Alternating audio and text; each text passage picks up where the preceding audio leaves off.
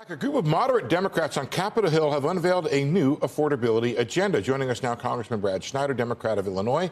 He chairs the New Democratic Coalition.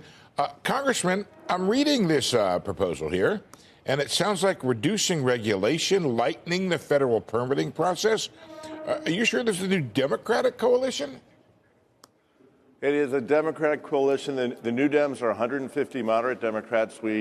Our members are a majority of the caucus, and we're focused on helping growing the economy, helping to make sure that American families have the opportunity to provide for their kids, provide a roof over their heads, secure a dignified retirement.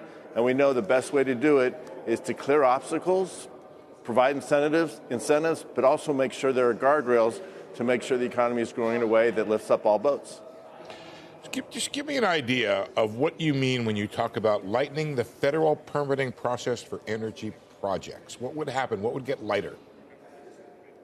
Well, look, we know we need to increase energy production in this country, and that includes solar, that includes wind, that includes making sure that we provide the energy necessary to power our homes, to run our businesses, and also grow the economy.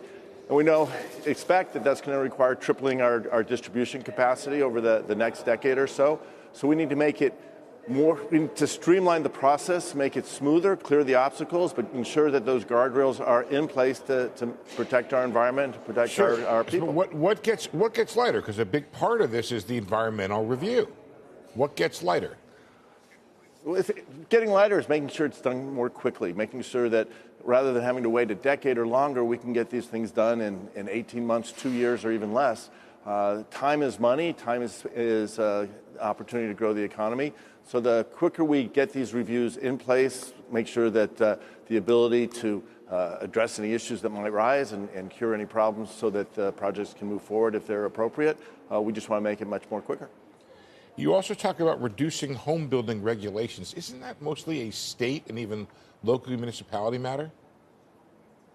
It's local, state, and federal. I know from my experience in Congress, when we work across the board with the local, state, and federal elected officials working hand in hand, finding ways to, as I said, clear those obstacles, work on behalf of our communities, help communities prosper and grow, make sure we're educating our kids, creating the zoning rules that will grow neighborhoods. All of that can work together. What we can do on the federal level is increase access to capital, make it easier for people to get into their first home, the things that will make it easier for people to provide for their families and secure their future. So I'm an old real estate reporter. I guess that's old in two different ways. But can you give me an idea of what home building regulation you would actually get rid of that would make things quicker? Just one regulation. I think, yeah, it's not one here, one there. You got to look across the board. And if you compare what you see in places like Austin, Texas, where they're able to build homes at scale and at pace, compared to other communities like in California, where you have to go through hoops and jump across barriers, we need to make the process smoother. We need to lower the cost to build a home so that more families can move into a home.